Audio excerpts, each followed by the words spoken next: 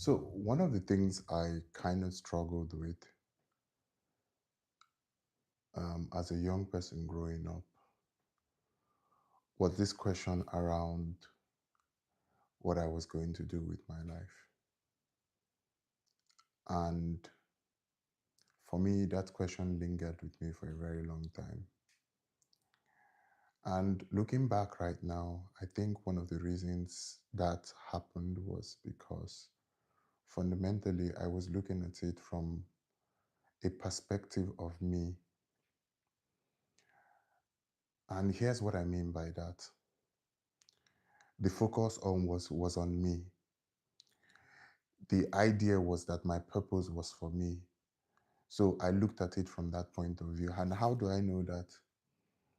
It's mainly because I found myself in that scenario whereby the things that were right before me at those points, I didn't really put my heart to doing it because I always had this mindset, this is not for me, this is not connected to my purpose. I do not think this is connected to my purpose. So I never really took them seriously or didn't put so much effort into them. And so really I was thinking about me. But over the years, I have come to understand that that was basically a wrong approach because my purpose, our purpose is not about us. So I've come to understand my purpose is not about me. And I came to this realization when I came to understood, rather when I came to understand what purpose actually is. What is the purpose of a human being? What is my purpose from a general perspective? And I came to understand that it is in two dimensions. There's our purpose when it has to do with upwards, with God, and with people around us. And when it has to do with God, our purpose is to please God. And with other people, it has to do with serving other people. So I like to look at it from this way that my purpose, at least at a general level, is to please God by serving other people. So that's the general. Having that perspective helped me to at least start moving forward to ask the question, okay, if my purpose is to please God by serving other people, how do I want to serve other people?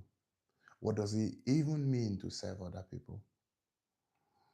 And that's one thing it did for me was to realize that it says, whatever your hand finds to do, do it. So it gave you the responsibility to do what your hand finds to do. And what I would say is this, let's say you're a young person also trying to answer this question.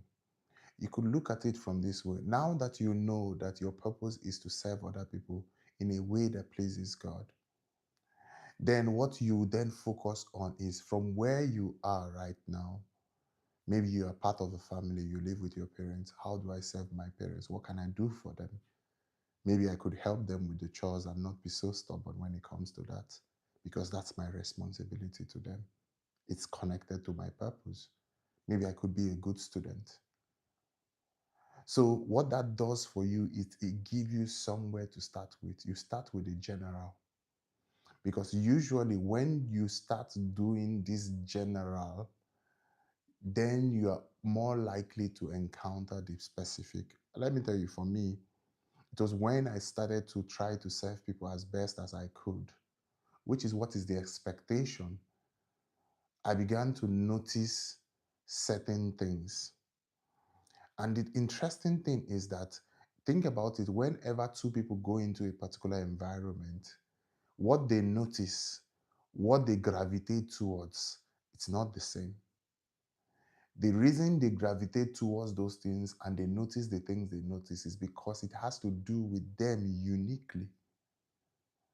And for me, by trying to serve people as much as I could and putting myself in positions whereby I could be of help to people, what I began to notice was that the people I was serving started to notice, and it became like a pattern because the way you will serve people will be unique to you.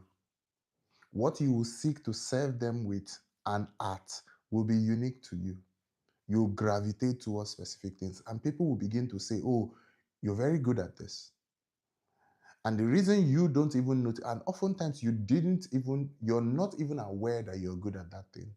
And the reason is this: remember, you have that thing in abundance.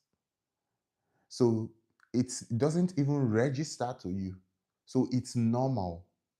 In fact, most times you belittle it like something that's not very, very valuable. But then to people who don't have that thing and seek that thing, who that particular characteristics that you have, talents that you have, meets their specific need, they see it as valuable. And then they tell you, oh, you are very good at this. Or not even that. The first thing they do is they start coming to you for that particular thing. And then you notice the pattern. But if you do not go out there to try to serve people as best as you can, you don't create that opportunity where people will notice. And then they will notice a specific thing. It will become like a pattern. And then you have suddenly started going from the general to the specific. And I think that is what this is really about. As you go, as you become used to people. Because one thing I also learned in this my life is that clarity doesn't come at the beginning. You have to start moving in a direction. And the more you move in that direction, the more it becomes clear what the specific is. But this kind of way of looking for a purpose that keeps us in that place whereby we do not do anything and keeps us stuck, it's not the right approach. So oftentimes you find that we spend years in that mindset and they become wasted years. The right approach is actually to get going. Do the things you can do at this point in time.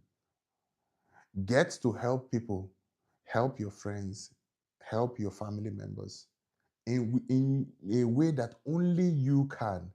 That's actually quite important because when we talk about help, serve other people, there are things that I just don't want to serve people with. And when I get into a place, I am less likely to serve people in that way. But there's somebody else who will come into that environment and will happily want to serve people in that way because it's unique to him. It's unique to her. So when we do that, we can start moving forward and going from the general even into the specifics. But again, people might come and you say, okay, what does it even mean to say serves people? What does that even mean? Do what you can. That's what I would say. But I think what I found is one of the three ways I found that you could really, really serve people is fundamentally first. You know that it was the Bible that said that it is not good for man to be alone. So we are social beings. Connect with people. We can seek to connect with people and kind of understand them, understand where they are coming from, their unique perspective. What is it about them that makes them think the way they think? What makes them be the way they are? And when we do this, what we will notice is that have you ever imagined how people behave, the way it makes people feel when they feel they are being understood? What it helps them to do is even when you understand someone on their worst days, you are able to even do a specific thing, which is you are able to understand where it's coming from. You're able to understand them. Because if you know that somebody has been fighting a particular thing, even when they fail at that thing, you're able to understand that they are doing a lot of work, but their environment has probably played a role in the way they are behaving. And so you are more understanding. And those people get to appreciate you at a level because they now feel that at their worst, you understand them. And the reality is that it gives them the strength to be able to overcome those things that you noticed at their worst. And the thing also is when you get to understand people, you know what they need. Because there's nothing worse than you creating something for people or trying to do things for people that is not really what they need. They don't value it. They won't. because it's just how we are wired. So when you understand people, you know where they're coming from, you understand their unique perspective, you understand their history, you are able to understand what their needs are, what their challenges are. So when you meet that need, when you are able to serve them in that way, it's really valuable to them. And really look at it in this way.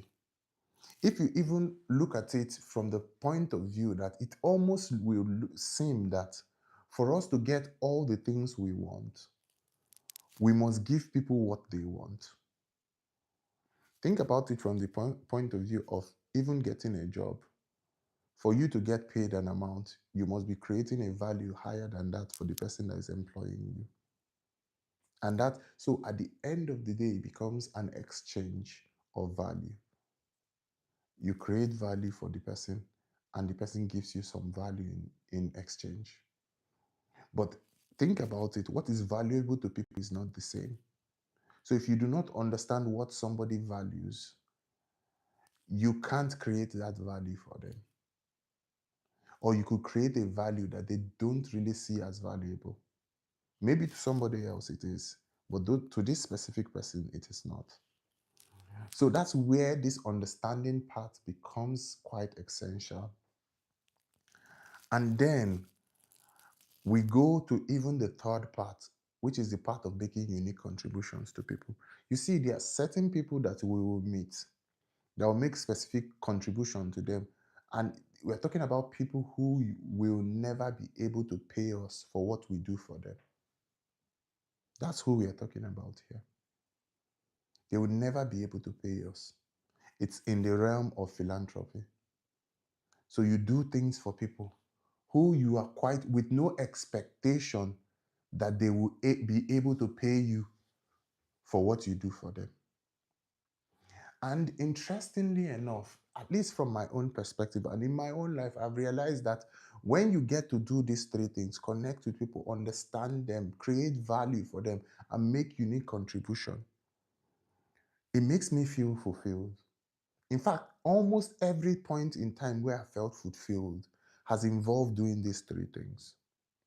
And you see, I started to think about it and wonder, why does it seem like when I connect with people with a view to serving them, to understanding them, and then I create value, I make unique contribution to them, why do I feel fulfilled? And the only answer I've been able to come up with is that it makes us more like him, more like God. Think about it. God seeks connection with us. He created everything for us even before he created us. And then he made a unique contribution to us that we will never be able to pay him for, which is giving his son. So therefore, as we do what he has done, we become more like him, which has always been his goal in the first place. And that's why he brings fulfillment. So the fulfillment comes by becoming more like him. Wow. So as you live your life, as we live our lives, let's seek ways, let's focus on serving others. Think about what our world would look like if you served me and I served you. I served you in my unique way, you served me in your unique way. Instead of us coming to take, we come to give. We come to serve. Remember what the Bible says. It says, he that will be the greatest must be the servant. So let's create opportunities to serve others, connect with them, create value for them that based on that understanding and something that is really valuable to them, and then make unique contributions to them. And you will see that your life will be filled with fulfillment. See you in the next one. Bye.